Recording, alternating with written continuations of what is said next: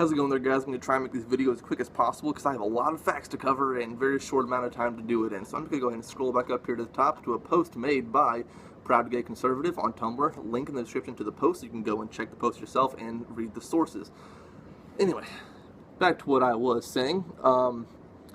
The general consensus here is that states with the least strict gun laws have the least amount of gun crime in the United States, and here we go.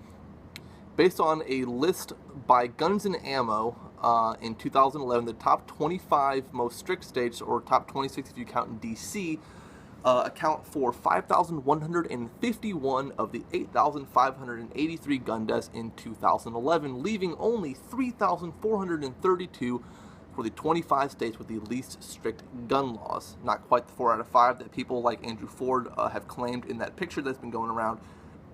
But then again, we don't know the years that he's using for his numbers. So it could be true, could not, we don't really know. If somebody wants to go and find out what years he was talking about, then please do and check his facts, because I'm all about checking the facts. Based on a list in 2011 data, the top 25, sorry, I already went over that.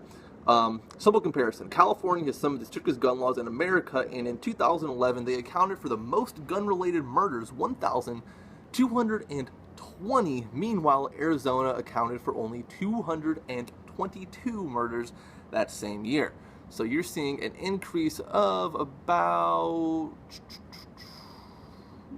almost 1,000, almost exactly 1,000 murders by gun in that year. The Brady campaign gives California the highest gun control rating and Utah the lowest gun control rating.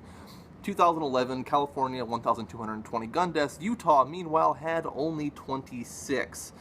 Now, you might be saying, okay, if you compare the population of those two states, obviously there's going to be a massive difference in the population density. However, when you're comparing a 1,200 increase in murders by gun in that state, that kind of doesn't really fit with the population difference, because let's go over here and read some more things that Proud Gay Conservative posted.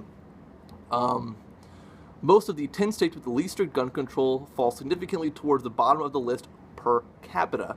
So even if you do go by per capita, you're still looking at the states with the least strict gun laws having the least amount of gun murders. Most of the 10 states with the most strict are up higher, though not all. Some, like Hawaii, are very low per capita, but that's only because they are an island, and it's very hard to get illegal guns to a small island like that. That's only kind of, common sense.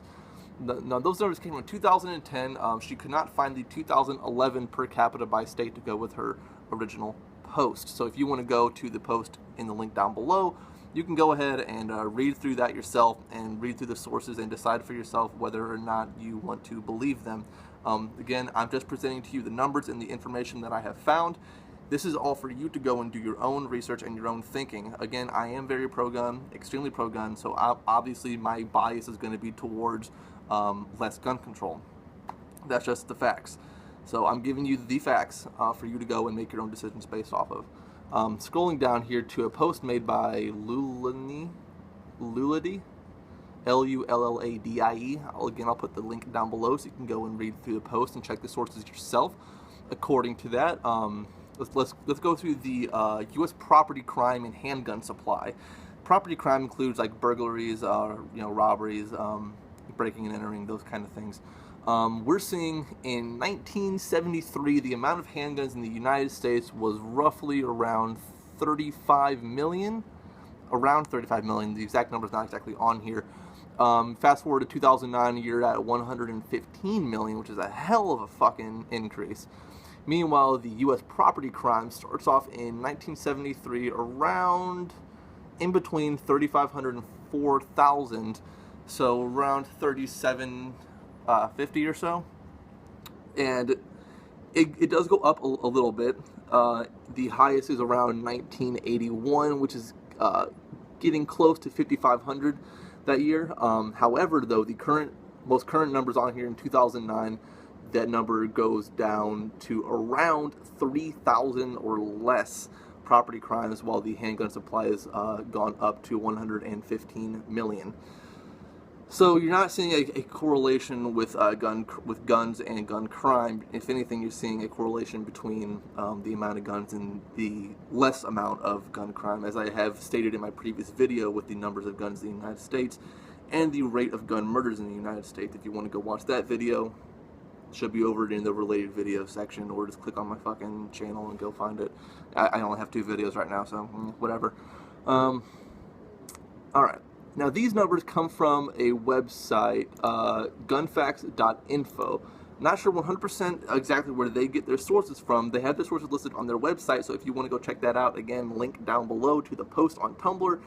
The post on Tumblr has links to the original article where you can go and check the sources on there yourself. 2/3 of the people who die each year from gunfire are criminals being shot by other criminals, meaning that the majority of gun violence in the United States is being perpetrated by gang members and criminals, killing each other. And this is something else that I found out a while ago. I believe the number comes from 2011. I'll have to double check my sources here. I'm not 100% sure I'm going to get the number right. But of the murders being conducted in 2011, of which I believe there were 8,563, I think. Again, have to check my sources there, but it's around that number. Only 311, I believe, of which were committed with a rifle of any type. And that does include self-defense shootings and shootings by police officers and justified murders and things like that. So you're seeing a very, very, very small percentage of these crimes being conducted with rifles, which seems to be the thing that people always want to go toward banning. Whenever a shooting happens, people always want to go and ban, assault weapons, which include, most fucking rifles. So really, these people are targeting the wrong things. And my question is to you is, why? Why is the government always trying to go for the rifles when the rifles are statistically being used less and less and less and less in crimes in the United States? And the amount of ARs in the United States has only been going up. It seems like everyone and their brother's making their own custom AR-15 these days. So, again, I'll have the links to these posts down below if you want to go and read through some more facts. I'm simply presenting to you the numbers that I have found. I appreciate you guys watching and sticking with me through this about 8-minute long video. So I'll see you guys later, and thanks for watching.